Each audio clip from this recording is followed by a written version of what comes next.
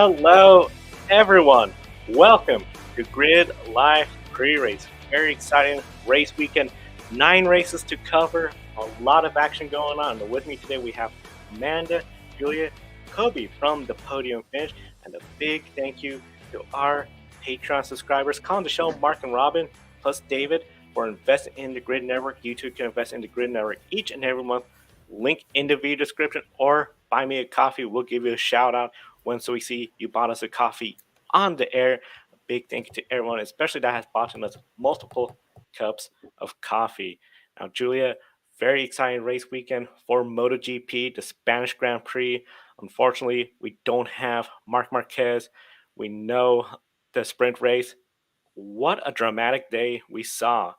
4 riders crashing out on the first lap, but a couple of them managed to return, including Marco Bezzecchi, the points leader. When we saw the restart again, KTM 1-2 with Jack Miller and Brad Binder up front. Binder, what an amazing move. He tried it the first time, slid wide. Jack Miller got around him. The second time, he made a stick.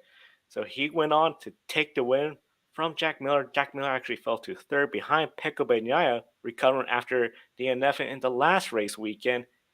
Now Brad Binder has won 2 of these sprint races, but his best finish in a Grand Prix, 6th place. Could focusing on the sprint races be a viable strategy for our Brad Binder? Well, as we see, first of all, KTM is really growing strong, especially in the sprint race we've seen, and especially in the hands of Brad Binder. To be honest, I think that getting points in the sprint races may be a really valuable thing for KTM, right? Especially right now that, of course, for now they are not the biggest contenders for the championship, as we still have the great Ducati riders, especially Marco Bezzecchi, still in the championship leader, and then Pecco Bagnaia. But I don't think they should completely focus on the sprint races because they are completely unpredictable. They are more unpredictable than the F1 sprint races. And at the same time, the points awardness is only half of the normal race. So it's still not as important as the Sunday's Grand Prix, but still, this is a big amount of points for KTM, especially for Brad Binder, who turns out to be a kind of a sprint specialist next to Pecco Bagnaia. But of course, we know that Pecco Bagnaia is just in a great shape right now, and especially that Ducati is in a great shape. And they now split all the sprints wins between each other. So I think that KTM and Brad Binder should really work hard on getting those points in sprints, because it looks like their bike is really performing well in the shorter races, but then also try to maintain the position and even higher it up in the Sunday's Grand Prix. Especially that today we've seen Pecco Bagnaia kind of really struggling in those sprint. It could be a thing of hitting at his front tire too much, because it is always a problem in Jerez, even when it's not that hot and not that sunny. It could be a one-time thing, but it could be also a thing that he's not feeling completely comfortable in Jerez, and this may be their chance tomorrow. But of course, we still have Aprilia really high in the standings after qualifying. Even though it didn't turn out too well in the sprint. As you mentioned with Aprilia, qualifying, Aleix took the pole. Of course, he got to start up front for the sprint and the Grand Prix, but the race did not go his way at all. We saw essentially Jack Miller, Jorge Martin, they're going to be in the front row as well tomorrow. Brad Binder, we got Pecco Bagnaia, and Danny Pedrosa back in the second row. Now, you mentioned a lot about the pace of KTM. It looks like that Pecco is just in great shape. After the MotoGP sprint race, do you anticipate something similar in the way the race folded out today, where it didn't look like Ducatis had that big of an advantage? It is really hard to say, considering also that the sprint is always considered kind of crazy, even more than normal MotoGP Grand Prix. And also take into the fact that the incidents on the first lap are a normal thing to happen, and this was kind of a decider because then we got a shortened sprint. And also, for example, there are some winners and losers of the restart, like Fabio Quartararo, who took many positions after the incident that happened between Fernandez, between Marquez, Bezzecchi, and other riders. And then after the second restart, he lost a lot. So it's really hard to say. I think that for the first few corners, as always, we can expect a big group fighting really hard for the positions, because overtaking in Jerez is not an easy thing. As Miguel Oliveira said, that especially on this kind of tracks now, Friday can decide on 90% of the weekend. So the Friday's practices that decides if you are going to Q2 or Q1, and then what is your qualifying and starting positions for the sprint and for the race on Sunday. But I think that we can expect that KTM will be strong, at least at the beginning, because as I said, it is really hard to say how they're gonna perform in a race that is 2 times longer than today's sprint. Of course, I think we can say that Pecco Bagnaia or Jorge Martin, they are going to be really strong. Of course, Jorge Martin is coming back after a surgery and his injuries, so maybe he will need a little bit of time to be on the highest level, but Pecco Bagnaia is always a deal in a race. I'm really curious about Aprilia because, the qualifying was really good, especially for Aleix Espargaro, but then it's really hard to say. His front of the bike just slipped without any notice. There wasn't really such a warning from the bike that it could happen, and he just crashed again in this another unfinished race for Aleix, who looks really frustrated at that. But at the same time, he got pole position, only his 5th of the career.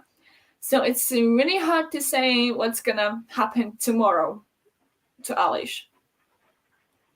Tomorrow's race going to be very exciting. Of course, for the points leader, Marco Bezzecchi now has a reduced points lead because of the sprint race in which he did not score as many points as he had hoped for. As you can see right here, 3 points ahead of Pecco Bagnaia. Julia, we know when it comes to the point standings with a MotoGP sprint every race, very important this Grand Prix tomorrow where you get the full point. If he could finish ahead of Pecco Bagnaia, he could really extend that lead. But one rider a lot of people are talking about is Danny Pedrosa, starting 6th tomorrow. Very strong effort. I mean, practice, he was fast. How surprising it is for you to see Danny's pace back in MotoGP? Even considering that Danny Pedrosa is an absolute MotoGP legend, just an absolute legend, it is surprising that he could perform like that only as a test rider with a wild car on KTM, and in Jerez just after he finished his career definitely in the last race of 2018. It's been 5 years since he's been racing competitively, not counting some white cards in some races in the last seasons. So it is quite surprising that he is able to perform so well in qualifying that he qualified 6th. Then he was fighting in the race really well, really trying and having a way of trying to overtake Miguel Oliveira, who was in 5th. Then finishing the sprint, his first ever sprint, because there were no sprints when he was finishing his career in MotoGP, in a 6th place, and there's still a Grand Prix to go tomorrow, from which he's also starting from 6th. Honestly, people were saying that. I've seen people saying that if Danny is gonna win either the sprint, that didn't happen, or the race, they're gonna tattoo his number. And I honestly, I understand it, because it would be something extremely extraordinary if he could perform. So he already performs so well that it's slightly surprising that he can do better than the riders who are normally in the grid, and also with not the best bike, because KTM does not have the greatest bike on the grid. it could be a little different. Then maybe people would say that this is it's a Ducati. It's the greatest bike on the grid. So even a guy who comes after 5 years is able to do something, especially when he's a test rider. But this is a KTM. And honestly, this is really good to see, because I think everyone loves Dani Pedrosa. When seeing him, for example, on the podium maybe one last time would be just amazing. And this is also makes another discussion that was turned up on Friday when he was the fastest in practice in Wurth. Why did Honda let him go? Such an experienced rider, such a legend, even though he didn't win a championship, which he deserved, absolutely.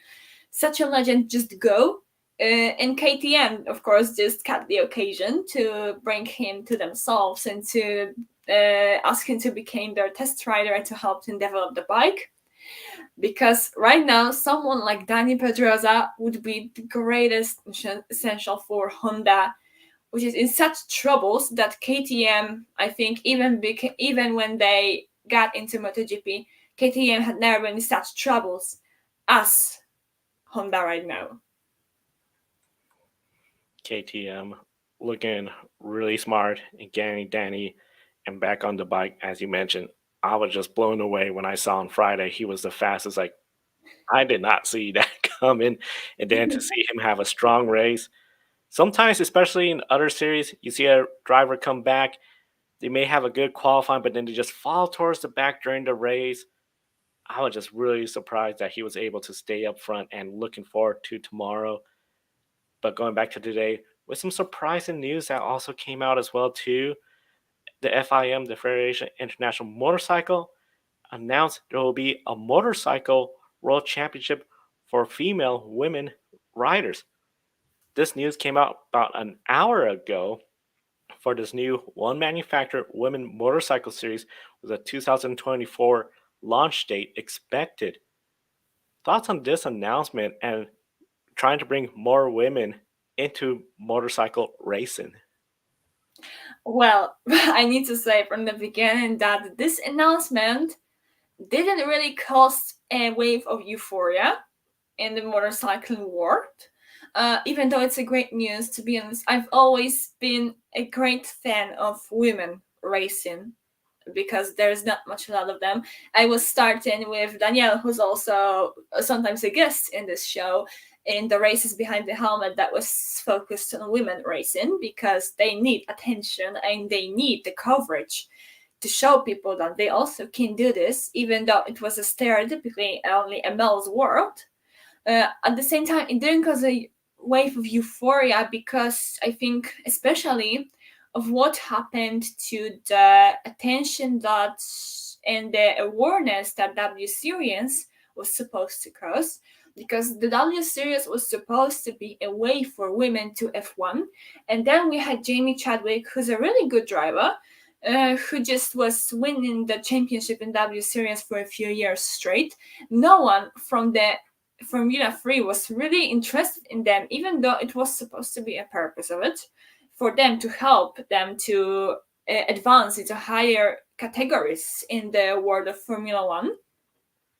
And then now we also have F1 Academy, which is also a really nice initiative, and that one of the main characters there is Susie Wolff, who's a really known and respected person in the Formula 1 world. But at the same time, one of the biggest mistakes and thing that people are complaining about is lack of TV coverage, because they have cameras on the circuit, because we've seen some GIFs and all the stuff from those races that are taking place this weekend. But even though it's like a series supported by F1, there is no TV coverage. There is no transmission from those races. And I think this is something people are worried about, especially that in the motorcycling, we had women fighting with men on the same level and even winning, because we had Maria Herrera, who was even beating Fabio Quartararo in the junior series on the track. And we had, of course, and we still have Ana Carrasco, who won a championship in the World SBK Championship. This was the lowest category, the 300. She won a championship, so she became a world champion, beating all of these men fighting with her on the track. and she did it quite a long time before the championship ended because she was really good before her other situation, her spinal injury. So I think they showed already that this is possible, and that the other journalists like Maris Correa have been saying that they should have started from the lower series, like MotoGP created and FIM created the Northern Talent Cup to promote the riders from non-Hispanic countries, because it's been a big problem in MotoGP that most of the riders are either Italian or Spanish, and then the riders from other nationalities are a problem. So there is a Northern Talent Cup that is focusing mostly on the Western Europe, or also Poland, Czech Republic, and Slovakia. So why they didn't start from this part to encourage the young girls instead of making like a whole new championship for women like they did in the trials where Laia Sainz was winning for 14 seasons straight, when women could also, fight with men. That my also one of my biggest worries is that because this is another championship for women, where only women will be competing on the one manufacturer bike, and it is supposed to start like March, April next year, but they still don't know what the manufacturer of the bike is going to be. That they said that the women could also still ride in other series in World SBK, for example, because it would be only 6 rounds, and they could also be contracted in World SBK. But I'm afraid that if they'll be racing there, and this will be like they even called it a final series for them, then the possibility of them being contracted in the World SBK to fight with the riders like Iker Lecuona, Alvaro Bautista, Jonathan Ray, it's gonna lower even more, because this is gonna be a place considered that they are racing there, and there's a female championship and they race there, so they're gonna bring another riders into the World SBK, maybe not them.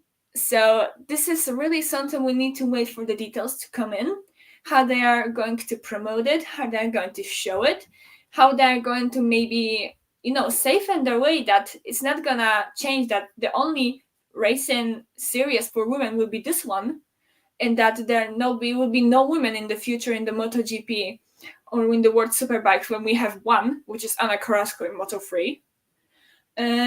But for example, it's kind of exciting, but I think the details are gonna give us an open eye on this, how it's gonna look, and then we'll be able to be waiting for it and to be more excited for it, because now it's an open discussion of how it's gonna look, how it's gonna promote, and if it's a really, really good idea, instead of making a cup for the girls, younger girls, to help them to bring them up into Moto3 or some Hispanic series like FSA, for the European series. You bring up a lot of great points, and especially I think what we're seeing going on with how the W Series, a lot of concerns. The first year went pretty good, but as you mentioned, Jamie Chadwick unable to get an F1 ride. She's now at Indy Lights, racing this weekend in Alabama. That W Series, we don't know what's happening this year because of F1 Academy and F1 Academy, which we'll talk about later in the show. Nobody could watch what's going on. There's no broadcasting. Thankfully, Daniel from Racers the Girls Behind the Helmet's there.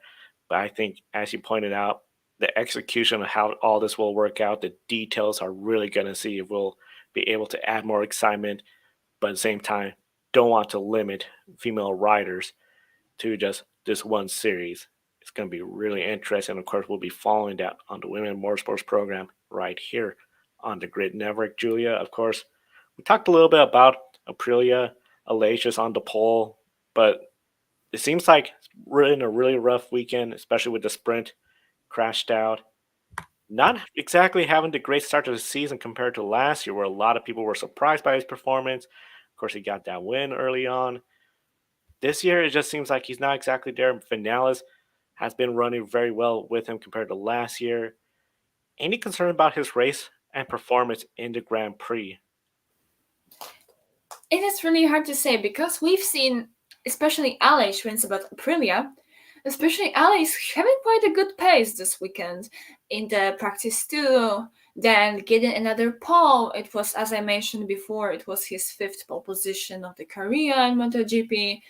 it was given like look that Aprilia can really perform and that Aleix can perform and can fight at the front with Jack, with Jorge, with Brad, and with Pecco. But we've seen him falling a little bit behind after that restart, and then also Ariel as well. And then, of course, crashing out, which is the worst thing for a rider right now to crash out in that situation. Because honestly, I think we all kind of expected Aprilia to be the bigger title contender next to Ducati. And this race is not proving that they are always on the same level as the Ducati, because Ducati still performs, Pecco Bagnaia still performs, even Marco Bezzecchi is still a big name in that weekend, because we know how Ducati can behave in the longer races, even though the qualifying wasn't really well for him. But of course, Bagnaia is the main rival. And then the highest Aprilia rider in the championship is Maverick Vinales in third place. It is not Aleix Espargaro, who was expected to be kind of, I think, a leader of Aprilia into next season after they really had a great season last year. They show that Aprilia is on their way to be the title contender next to Ducati, where the Asian designers like Yamaha and Honda were falling behind, and they're still falling behind, but this is another thing. When Aleix is a really lower position than Maverick is, but I think that he would be able to still perform. We have to see what's going to happen tomorrow. It may look like today, or Aprilia may find something that will help him to perform even better tomorrow.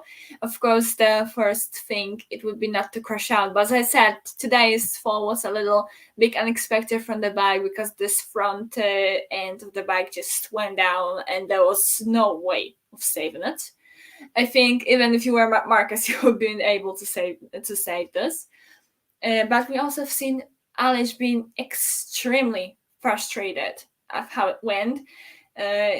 Honestly, first 5 minutes I was thinking if he was hurt, because he was really leaning down, but then I understood that this is another image of Aleix showing his frustration, as it was mostly 2 seasons ago, or something really wasn't going by his phone.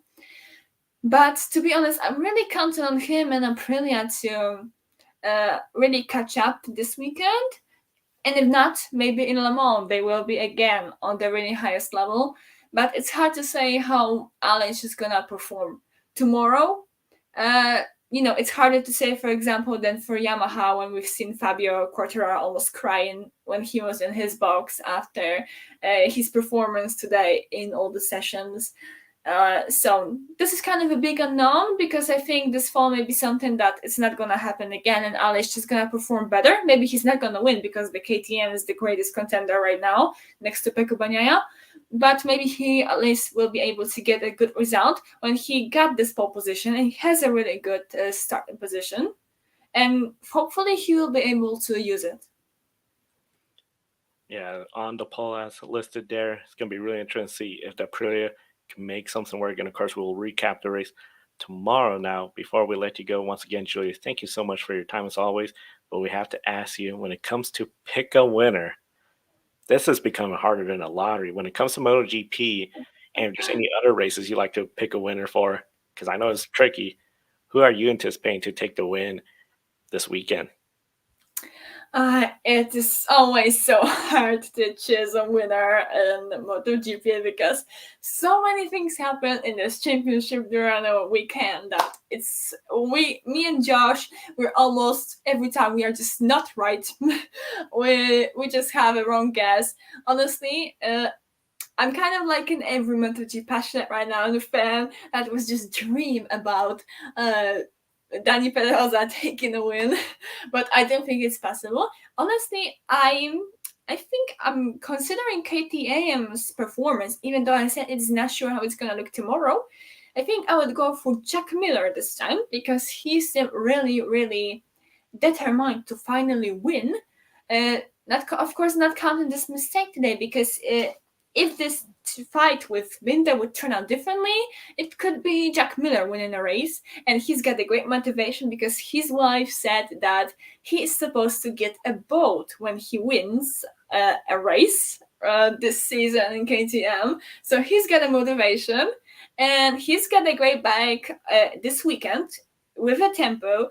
So I think I'm gonna go for Jack Miller, even though as every MotoGP fan right now, I would be so excited to see Danny Pedrosa win. Oh man, the excitement if Danny Pedrosa got the win, that'd be huge. And as you mentioned, it's so hard and unpredictable.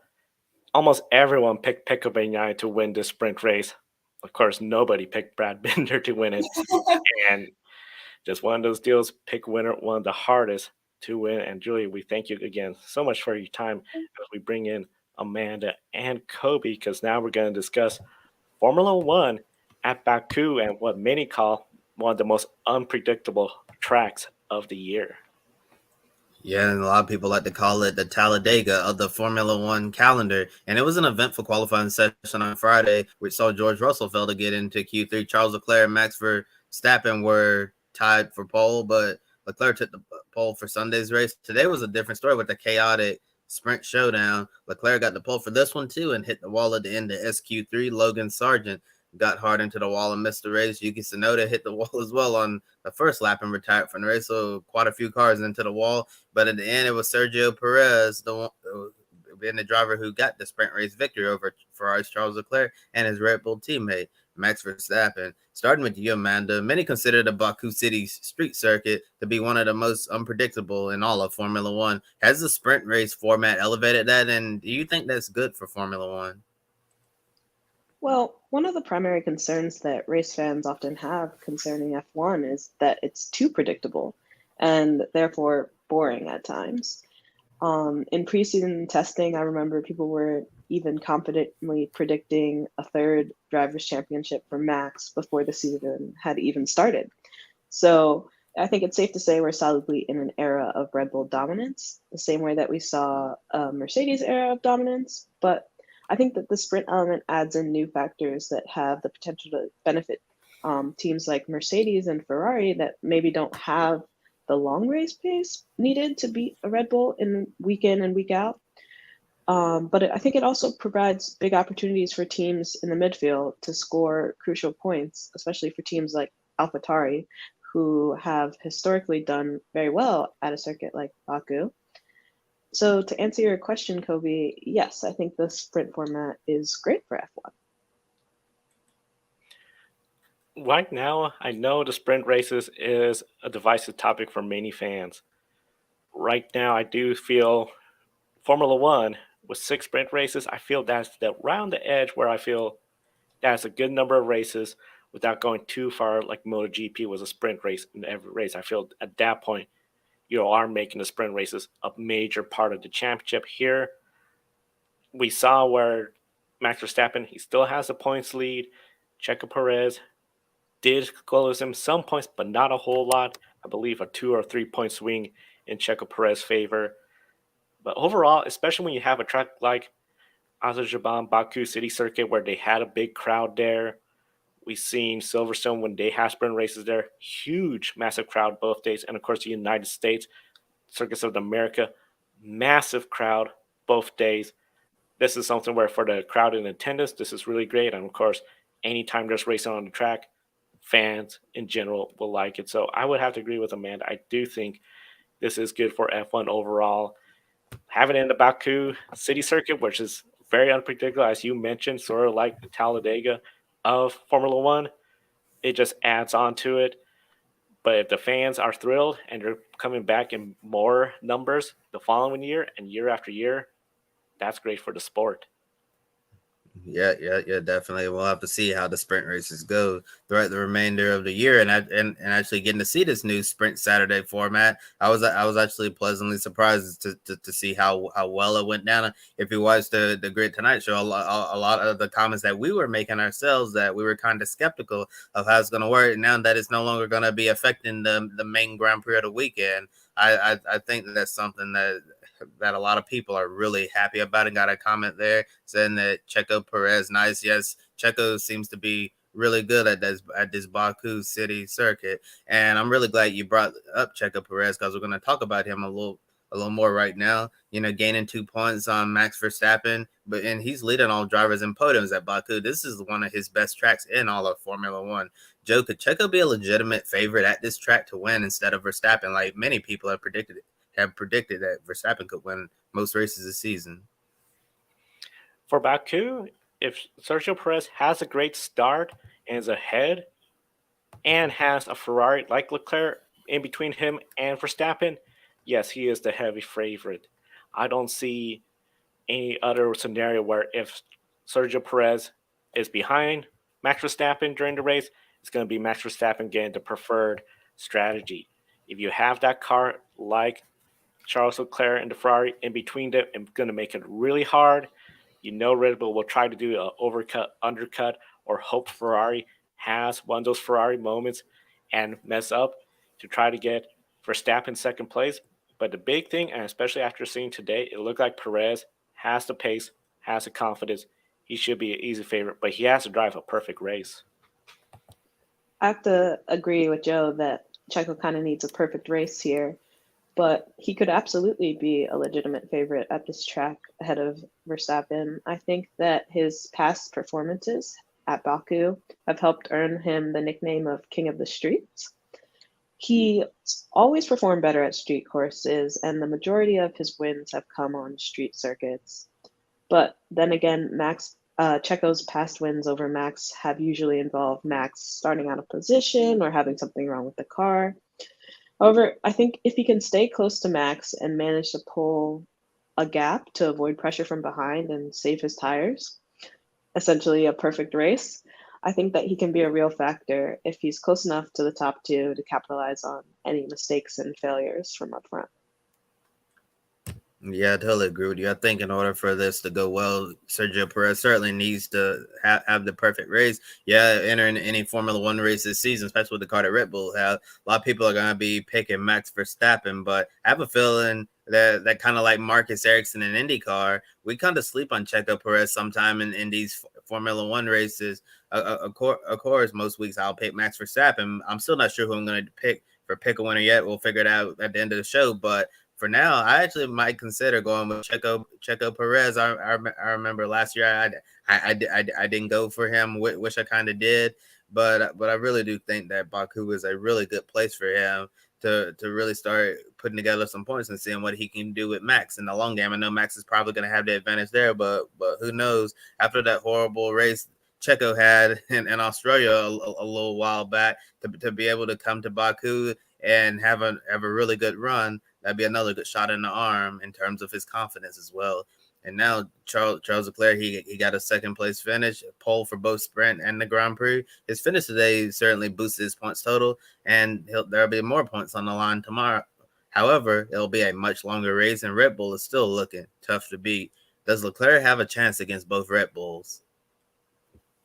I think that it's going to be definitely very tricky for Leclerc. I think that if Checo is somehow told to play his role of Mexican Minister of Defense and to hold up the cars behind, then no, of course not. I don't think that Charles has much of a chance up front. But I'm sure that Checo still has his sights set on the Drivers' Championship, even if back when he tweeted so that Red Bull made him delete the tweet in which he made that statement. But I think that the best case scenario for Leclerc is that he gets enough of a good enough start that the Red Bulls are somehow allowed to fight behind him. That will slow them down and hold them up a little bit so that he can break away, to the point where Max has to worry more about defending Checo from behind than racing Leclerc up front. But I don't really see that happening. So I think it's going to definitely be a tricky race for Ferrari and Leclerc especially. They are going to have a very tricky race. And as you pointed out, Leclerc needs to have that great start, put some distance on the Red Bull. One of the big things that could work for him, depend on which Red Bull is second place. If they don't have that great of a pace and you see that other Red Bull in third place faster, you're going to see where those two are going to have to try to race each other. They might defend. Maybe Red Bull will get on the radio and say, let the other one by. But that's going to lose time. And Charles Leclerc try to get, especially out of DRS range, get that more than 1 second advantage. You're going to have no worries with that long front stretch. However, this is Baku. I anticipate there's going to be at least one safety car. I would not be surprised if we get one red flag, just because we know the nature of this race. That will wipe away any advantage. So he will need to have clean restarts. He will need to have clean stand-in starts. If we have another red flag, we're going to have a lot of action on this track. And I think if Ferrari could get him to win, that would be a huge accomplishment considering how rough this season started. But he's going to have to really earn it against the Red Bulls and everybody else. I'm still trying to figure out where in the world did this pace come from with Ferrari this weekend. It's like they've just come out of nowhere, and all of a sudden they're right up there with Red Bull. But as I was saying, tomorrow's a much longer race, and the Ferrari just did not have the pace to keep up with Sergio Perez in this sprint, and I can imagine what it's going to be like in the long term. I guess it must be the long straights of Baku with Ferrari straight line speed, which really helps give them a much stronger advantage to look more competitive here. But overall, with the longer race, I don't really think that Ferrari could have a chance against both Red Bulls. But who knows? Maybe Charles Leclerc will shock us all and be able to hold off both Verstappen and Sergio Perez. And now Ferrari was on the medium tires, and the pace dropped on Leclerc right before the end, and that's why I'm not too confident in Ferrari's chances of trying to win. Do you think this could change the strategy as the driver may want to avoid the medium tires? The way the medium tires dropped off, I think this is something where a lot of teams are going to be looking at potentially start on a soft, but then you're going to have to make those softs last longer. You got the hard tires on this track. Yes, those long straightaways are there, but so many corners where I feel like that is not going to be ideal. I think this just brings a lot of doubt in tire selection for the race weekend. Should make it interesting, though. I think everyone could agree, though. Hopefully, we don't see any tire failures like we saw a couple years ago where Lance Stroll, Max Verstappen have massive blowouts on that long front stretch. But I think it's going to be really interesting to see who is on what tires starting tomorrow's race. Yeah, I have to agree, Joe. I'm excited to see which tires the teams choose to start. I think that it was definitely interesting to see the drop-off from the mediums, especially considering that the teams ran several laps under the safety car, and they seemed to fall off pretty quickly, even with those laps run under the safety car. So I think that I'm sure that teams are definitely reevaluating whether or not the mediums will be the choice, a factor in tomorrow's race at all, or if it'll be they'll start on softs and switch to the hards. So I think that we'll just have to wait and see for tomorrow, but it should be interesting to see, especially if teams gamble on strategy at all and mix it up in terms of what tire choice they choose. Yeah, it'll certainly be interesting to see what the teams will decide here. And one of the advantages of having a sprint race is you get to see what works and what doesn't, as you saw here. So the teams will be able to make those adjustments overnight to make sure that they're well prepared for the race. If we didn't have the sprint race, they'd be going into the race not knowing what to expect here. So we'll certainly be paying attention to see how the teams are going to be allocating their tire strategy for tomorrow's Azerbaijan Grand Prix on the Baku City Street Circuit. All right. Well, the second practice is currently underway for the NTT INDYCAR Series, and Scott McLaughlin we saw was fastest in the first practice session. Colton Herta and Will Power were in the top 3 of yesterday's practice session. So points leader Marcus Ericsson was the 5th fastest yesterday, and Kyle Kirkwood was the last race winner, but only 22nd yesterday. And Roman Grosjean was 19th fastest, and Devlin DeFrancesco was 16th. So my first question for you, Joe, were you surprised at all by the lack of pace from the three Andretti Autosport cars? And is there any concern there about their performance in the race? It was surprising to see Grosjean, Kirkwood that far down. I anticipated Grosjean to be up front. He's had a strong start to the season, just unfortunate mishaps where he didn't get a potential win at St. Petersburg, crashed out late in Texas. Right now, there are about 2 minutes to go in the second practice. Kyle Kirkwood is in 12th place, so that's looking like an improvement. But still, Roman Grosjean is not showing the pace like many people anticipated for him to show. So it's going to be really interesting. And just as I say that, he's now up to 6th place in second practice. Qualifying is going to be very important. I think that's where we're really going to see where those two are. Definitely Francesco. It just seems that team is off to a rough start, struggling. I hate to say that's not a real surprise. The bigger surprise was Grosjean and Kirkwood in that first practice. Yeah, Joe, it was definitely an interesting first practice session for Roman Grosjean. And out of fairness to Grosjean, I want to say he didn't really get to set a lap time representative of what he was capable of, because unfortunately in yesterday's practice he had an engine that expired and had with a lot of smoke coming from the rear. And right after that, that's when the drivers really were going purple, setting their flying laps for a practice session. So I think if Grosjean's engine hadn't let him down, he certainly would have had a great opportunity to go out there and lay down a much quicker lap time. And after looking at the current practice session that's about to end in FP2, it seems like Andretti Autosport is going to be just fine. Whatever was happening yesterday, they look like they possibly figured it out overnight. But I don't think it's anything they should be panicking about right now, because Colton Herta's up there, Roman Grosjean is up there. Kyle Kirkwood's made a massive improvement compared to practice today. And as you're saying, about and also Devlin DeFrancesco is up there right now in 11th as well. So I think at the moment, Andretti Autosport has to be happy with all of the changes and adjustments that they made overnight to get their cars all dialed in. And after this, they have to make sure they have the four fast Hondas for the qualifying session later this afternoon. Yeah, it'll be interesting to see. I'm definitely excited for qualifying. So, Alex Palou is coming in third in the points. He won here in 2021, and that was on the way to his first championship. And in 2022, second place finish here, and he's been up front all year. But Pato O'Ward won the 2022 race here at Barber Motorsport Park, and Marcus Ericsson's best finish at Alabama was in 7th in 2019 with Schmidt-Peterson Racing.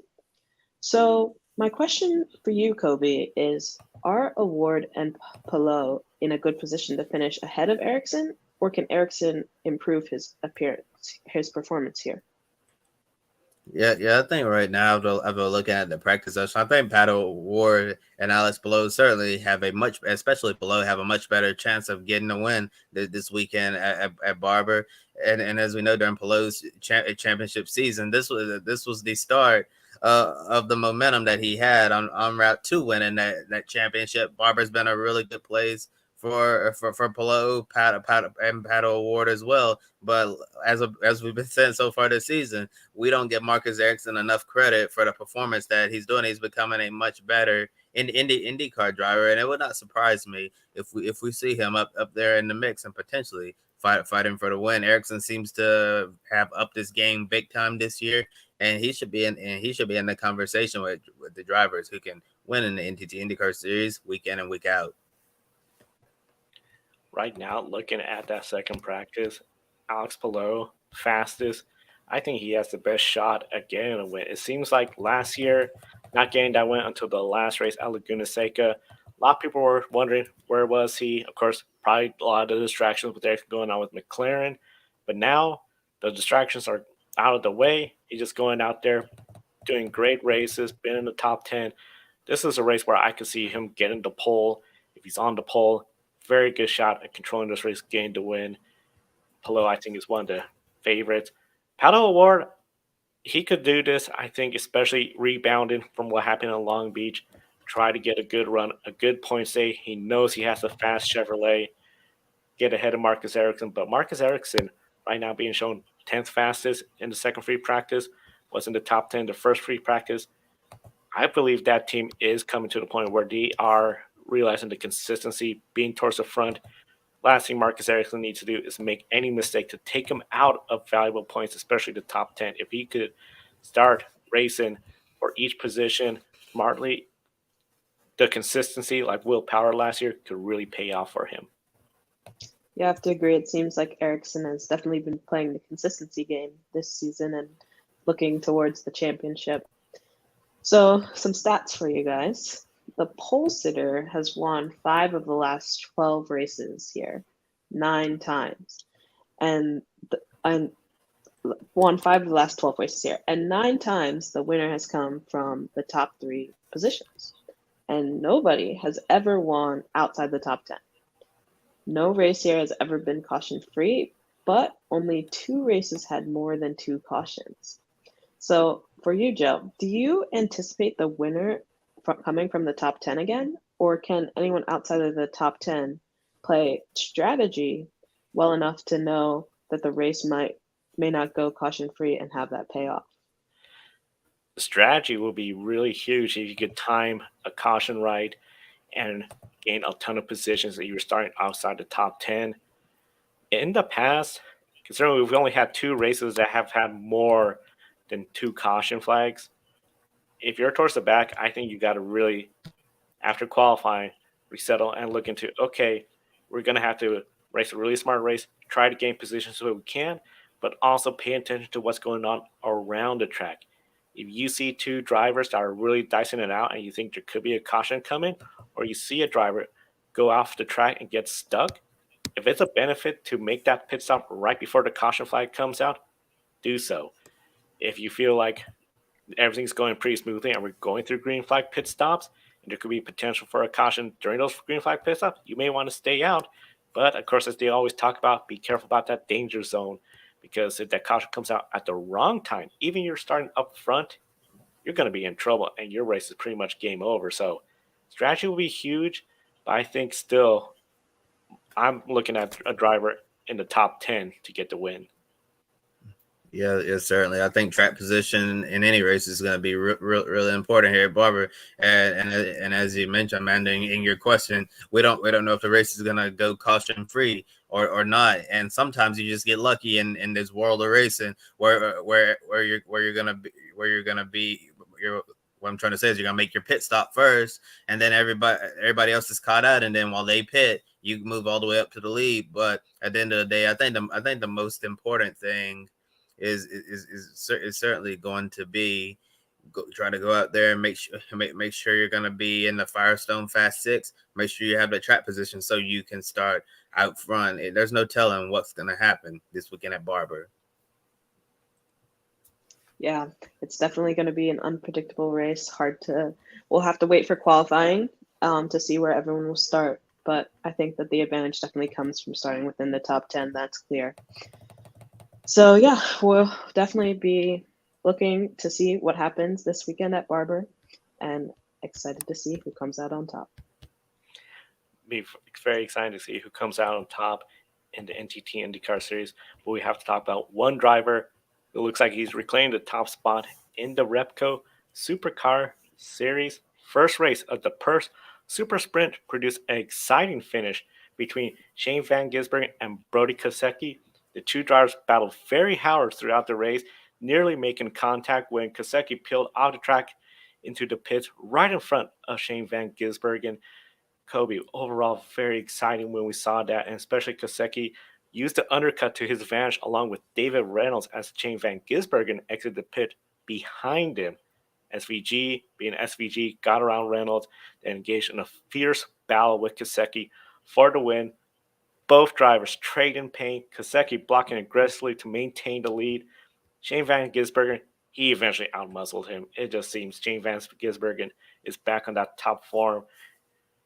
With Kosecki blocking so hard, maybe we're starting to wonder, did he cross the line by forcing Shane Van Gisbergen off the preferred line?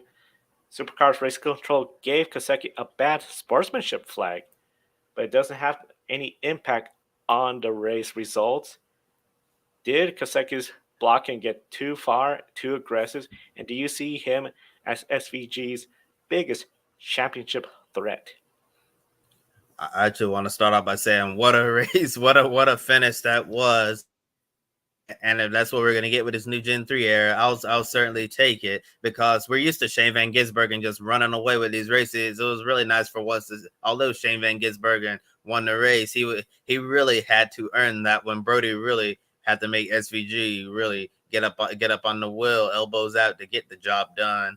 Yeah, so kudos to both drivers there for putting on a great show. At the end of the race there, I thought it was going to end in tears and David Reynolds was going to steal him one there, but wow, that blocking by Brody Kostecki, that was unbelievably aggressive. When he kept blocking SVG, I said, oh, he's going to turn himself, and we're going to be saying not clear. I was surprised that never happened.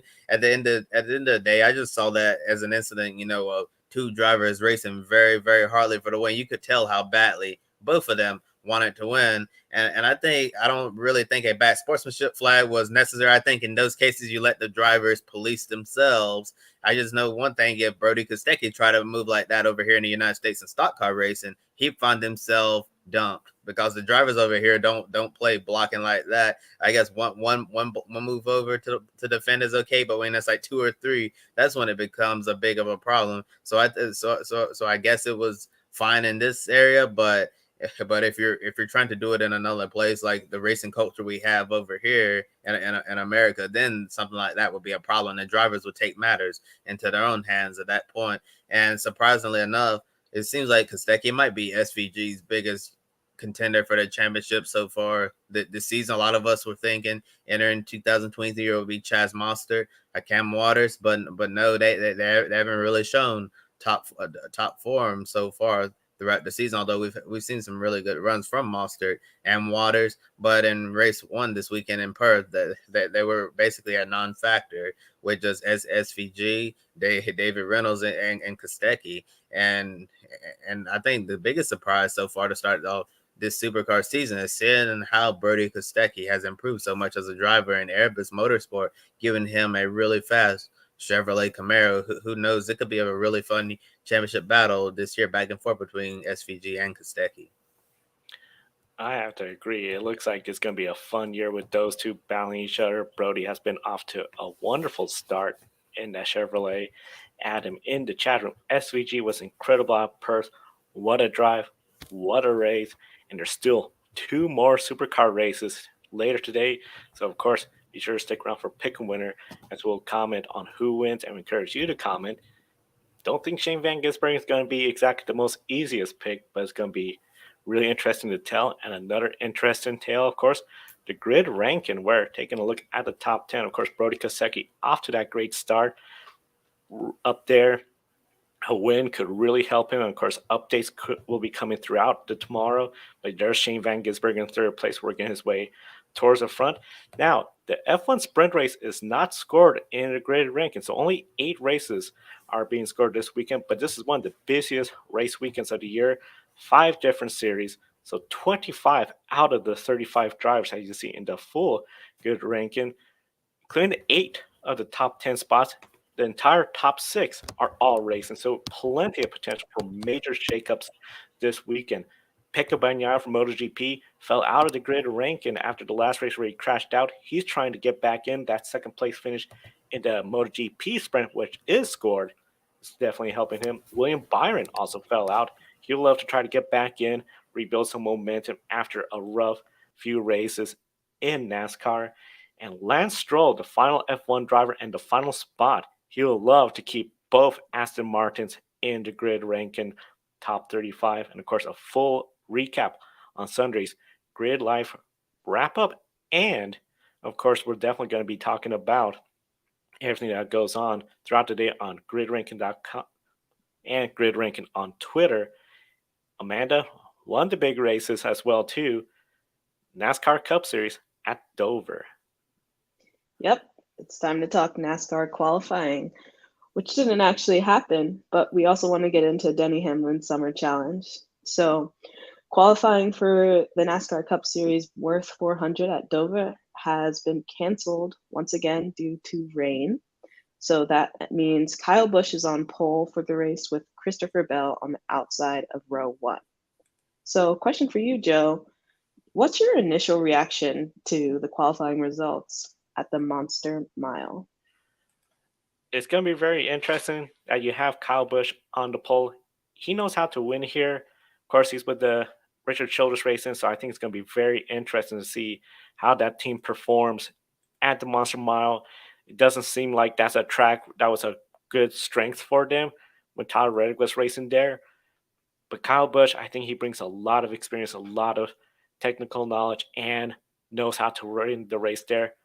Christopher Bell, I feel a lot of people have been sort of underestimating him. Yes, he already got one win this season. He's been consistently to the front, the points leader. Of course, we'll mention that a little bit later with Denny's challenge. I will not be surprised if he's out there fighting for the win towards the end of this race. This is going to be, I think, a really fun race to watch. It's unfortunate with the rain canceling qualifying. We don't know what everyone's cards really are, and there's still potential 30 to 40% chance of rain tomorrow. If there's a threat of rain, especially later in the day, we know the race start has been moved up. We could see a very action-packed race at the Monster Mile. Yeah, I have to agree that we're sort of going in blind without having seen qualifying today and the potential for rain tomorrow. And it's no secret that the Monster Mile has been a tough track for many. For Hendrick Motorsports, it's a track circled as a big win opportunity. They've won the last 2 races. 3 of their current drivers have won. Kyle Larson won in 2019 before joining Hendrick Motorsport. But Bowman, unfortunately, who won here in 2021, is out due to injury with Barry in the car.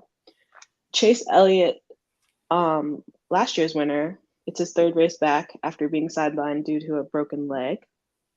And Kyle Larson and William Byron have both lacked consistency all season. So would you say Hendrick Motorsport is a favorite to win?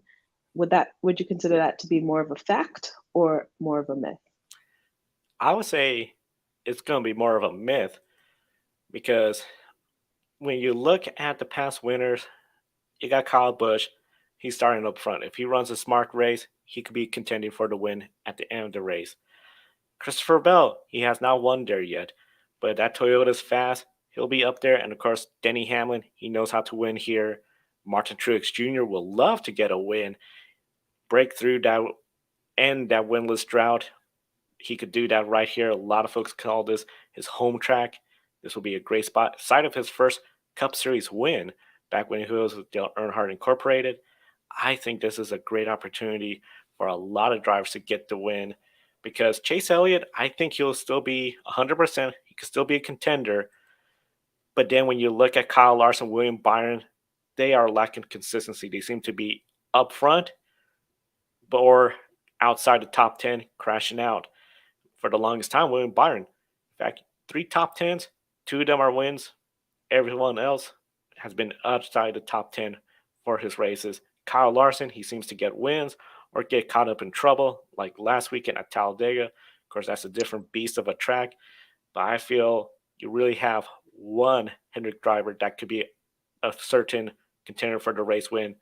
Larson, Byron, they seem to be really hit or miss, so I think it's a myth. I think you could see very likely a non-Hendrick driver take the win at the Monster Mile. Yeah, it's going to be a tough one to predict. Now, on to another topic. A lot of people have been taking notice of Denny Hamlin's Summer Challenge, which is a 32-field bracket pitting the top 32 in points against each other over the next month. Some notables include the points leader, Christopher Bell, versus Noah Gragson, 32nd in the points. Ross Chastain is 2nd in the points versus Chase Elliott, who's 31st. And then Hamlin against LaJoie, 10th versus 23rd in the points. Joe, what do you think of this idea? And do you think NASCAR should potentially adopt it? Honestly, in the era where I grew up watching NASCAR, where we had the $1 million bonus if you won the Daytona 500, Coke 600, Talladega 500, and then the Southern 500, we only had Bill Elliott, Jeff Gordon win that. Then they changed it to the No Bull Challenge, where 5 drivers had a chance of $1 million if they won a particular race, such as the Daytona 500, Southern 500, or even the Brickyard 400. Since Winston left, we hadn't really seen anything like this from any of the past title sponsors. So I think having something like this for a 5 race period during the summertime could be a really great way, especially after people are getting over that initial excitement of the new season, maybe getting caught up with summer plans, just to, okay, this is an opportunity for something else to focus on. These 5 races where you're going to have drivers sort of competing for $1 million bonus or something.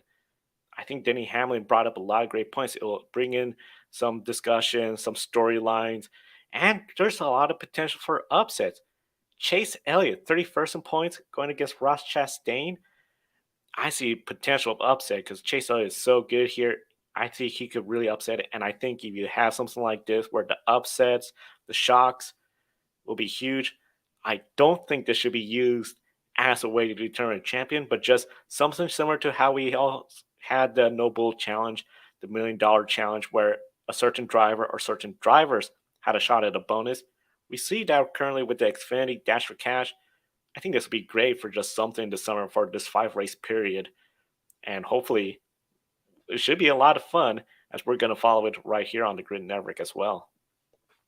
Yeah, I have to agree. The idea sounds like a lot of fun. And like you mentioned, seeing Chase Elliott 31st in the points could have the potential for a lot of shakeup due to the fact that he's really only 31st in the points, most likely due to the fact that he was out for several of the races. So NASCAR did move the start time up to 1 p.m. Eastern due to weather, and Dover is one of the few tracks without lights. And for the third time, only one race this season. You mentioned Dover not being the most anticipated track, and most people bring up as one of their top 5 races. The race is on FS1 this weekend instead of Fox. Are there any concerns about Dover's future with the new potential schedule reshuffle? I would say yes, there has to be that concern because we used to see, especially when NASCAR was really popular, Dover, huge crowd, its location, the Northeast, bringing fans. But now I feel it's really lost its luster. It seems it's just one of these races. We go there because we've always been going there. I believe that NASCAR has done 104 Cup Series races already over there, but they no longer do 2 races a year. It's now down to 1 race. It used to be one of the few independently owned racetrack. Well, now SMI has taken it over. We know SMI, as good as they are in bringing back North Wilkesboro, trying to do things for the fans, tracks like Kentucky, they don't have a date. A lot of people, I think, get nervous about could Dover lose their date, especially, let's see what happens with North Wilkesboro, Texas Motor Speedway with their redevelopment. Where is that going to leave Dover in their portfolio? It'll be really, I think, unfortunate if Dover was to be removed from the schedule. The Monster Mile still proves it could be a challenge. We've seen some big major pileups here. It's a hard track. The leaders, sometimes if they're racing too hard, don't end up in the wall, and that backstretch is very treacherous, including the front stretch. When you have a mishap on a restart, we've seen some big cars collide here. But overall, definitely, I think if you're a fan of the Northeast and you go to this track, it seems like the Northeast, Pocono's down to 1 race, Dover's down to 1 race, New Hampshire down to 1 race, and of course they got now owned by SMI. I think it is a shuffle concern. We might see Dover become one of a rotating basis, not every year, which I think will not help the track. But it's going to be really interesting to see what happens with the reshuffle of the Cup Series schedule in the future. Yeah, I agree. How this weekend plays out might affect the future of this track. But tomorrow we'll recap the race on Grid Live Wrap Up, so make sure to join us for that. But first, let's get a recap update from F1's Academy's inaugural weekend. Yeah, F1 Academy, their first race weekend at the Red Bull Ring in Austria. Yesterday, wet, rainy weather made for a very entertaining qualifying session. And today, 3 races, starting off with the 2 races that got done earlier today. Unfortunately, there's no broadcast coverage of it. Marta Garcia took the first F1 Academy win with Bianca Bustamante and Jessica Edgar third place. Of course, Marta Garcia, Bianca Bustamante, both former W Series racer. The second race, Amna Alkabasi took the win ahead of Lena Buller and Lola Livanovas in third place. The French driver, a great third place effort for her in the second race. And Amna Alkabasi, of course, her younger sister, Honda, in the race. And she was fighting very hard in the third race with Marta Garcia, who now becomes the first two-time winner in F1 Academy. So overall, huge race weekend for her. The two wins. She's going to have the good championship points lead. In the first two races, 6 different drivers on the podium. So very interesting to see how the points standings will shake up. Very unfortunate, though, that we didn't have any broadcast coverage for this inaugural weekend, but we definitely encourage everyone to visit the website racersbehindthehelmet.com to get a full report on all the races.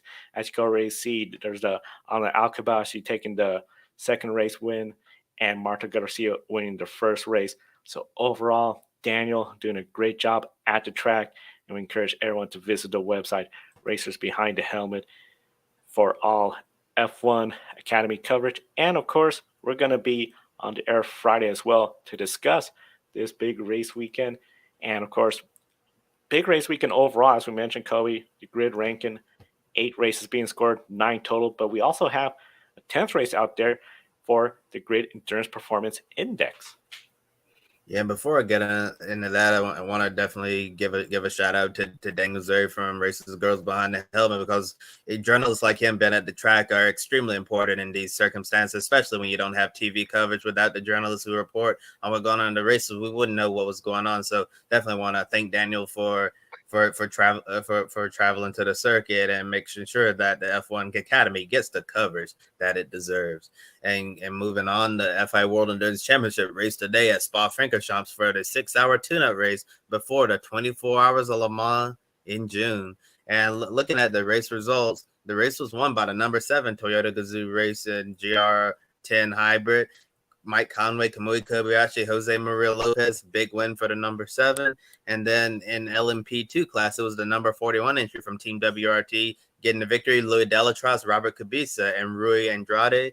And then in GTM, Corvette Racing tried to start 2023 off with 3 in a row after winning the 1,000 miles of Sebring and the 6 hours of Portimao, but they came up just short this time at Spa-Francorchamps with the number 83. Richard Mille, AF Corsa Racing Ferrari, getting the victory for Alessio Rivera, Luis Perez Compact, and Lilo Wadeau getting the victory. I'm sure you'll hear more about her WC class victory in GTM next Friday on Women in Motorsports. And there was a big moment in the race, scary moment, with Ringer van der Zande and Chip Ganassi Racing, who crashed very hard in Radion. The Cadillac was destroyed, but thankfully Ringer was okay, able to get out of that Ganassi Cadillac that they entered from IMSA was there to try to get some experience in WEC before the 24 hours of Le Mans. Fortunately, they didn't get a lot of time in that car, but the main thing is that Ringer van der Zande is okay after such a scary incident. That's the worst possible place where you can crash a spot going through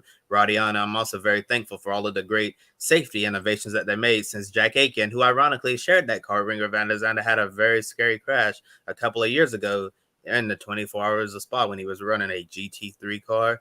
And taking a look at the top 10 of the grid EPI entering today, Brendan Hartley from Toyota Gazoo Racing is still leading the standings. And Hartley, he's in the other Toyota, the number 8, that finished second overall today at Spa. And we'll have an updated EPI on Wednesday's episode of Grid Tonight to see how that second place finish will affect Brendan Hartley's overall standing in the Grid EPI.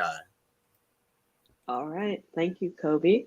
Well, now it's time for everyone's favorite game. And like Joe mentioned, a game harder than the lottery.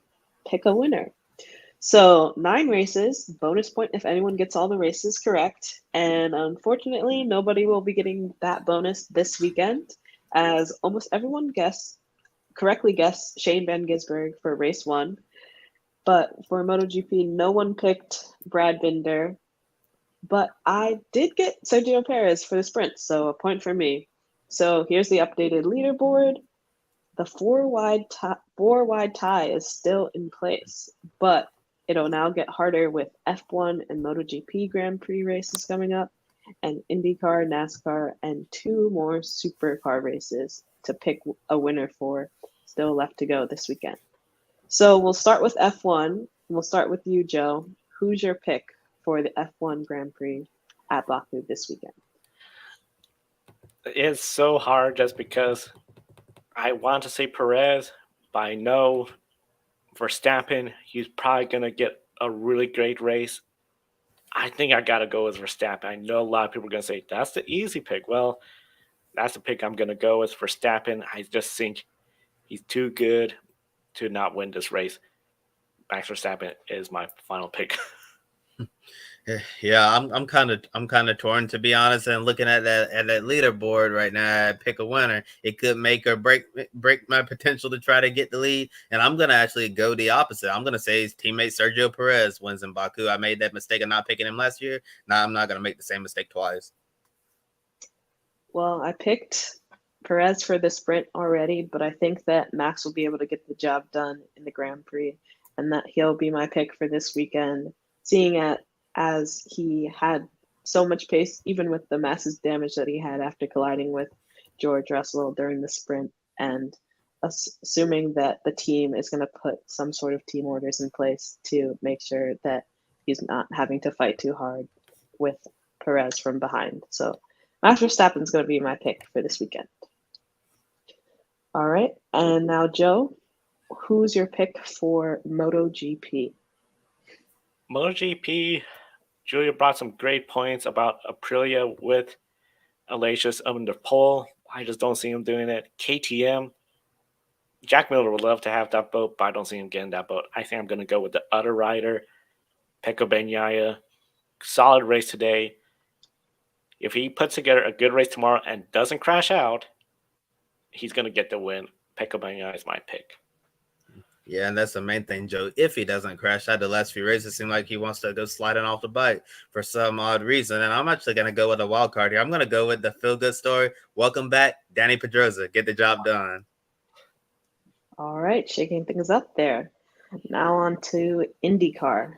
Joe, we'll start with you again. Who's your pick for this weekend at Barber? I'm going to go with Alex Palou. He's been good all weekend. Qualifying, I anticipate he's going to be in the front row, whether pole or second place. He knows how to get it done here. He's just been quiet all year long, so I think I might hopefully gain ground on everyone. Pick a winner. Alex Palou is my pick. And I'm going to go with a driver who's finished runner-up a total of 6 times here and 9 podium finishes. And surprisingly, he's only led 46 laps at this circuit. I'm going to go with a different Chip Ganassi racing driver. I think this is finally going to be the year that Scott Dixon wins at Barber Motorsports Park.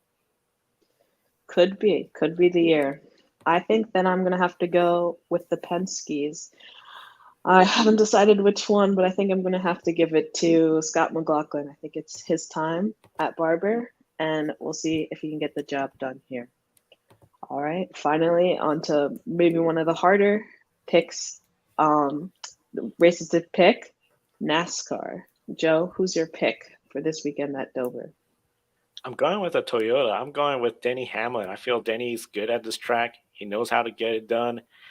And he would love to win the opening race of his NASCAR Summer Challenge. Denny Hamlin's my pick. And I'm gonna go with the driver who's gonna climb out of the car in victory lane and say, "I'm back." Chase Elliott. This is a really great track for them. I think this is certainly a perfect opportunity for him to secure his playoff spot with the win.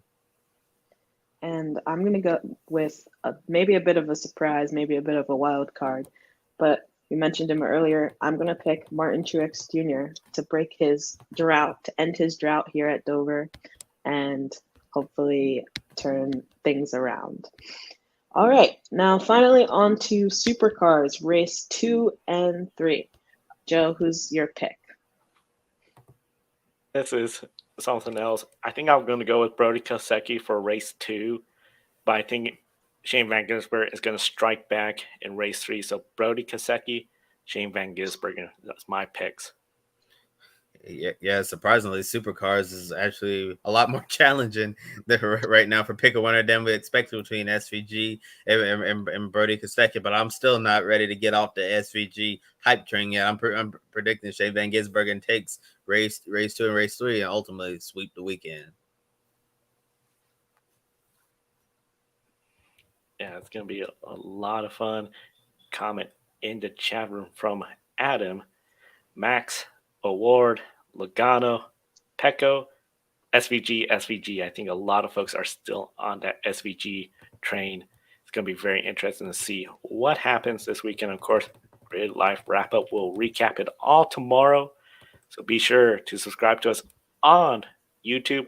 Hit the bell icon so you get notified when we go on the air, and follow us throughout social media, including LinkedIn, Twitter, and visit our website, gridranking.com. You can also support us by investing in the Grid Network. Patreon, definitely sign up for that. If we could get $500 a month, that'll help us get to the track more regularly, provide more coverage. We're coming to a busy couple of months with May.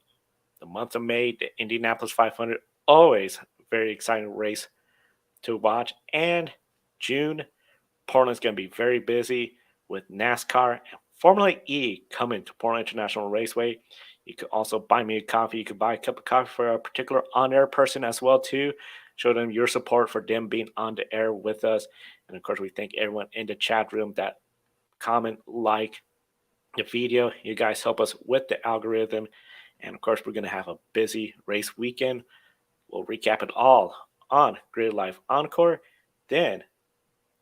Wrap up, then the encore following the wrap-up show. And then, of course, Kobe will be on the air for Grid tonight. Then Friday, Women in Motorsports, we're going to recap the F1 Academy race weekend. We'll do it all over again next Saturday right here.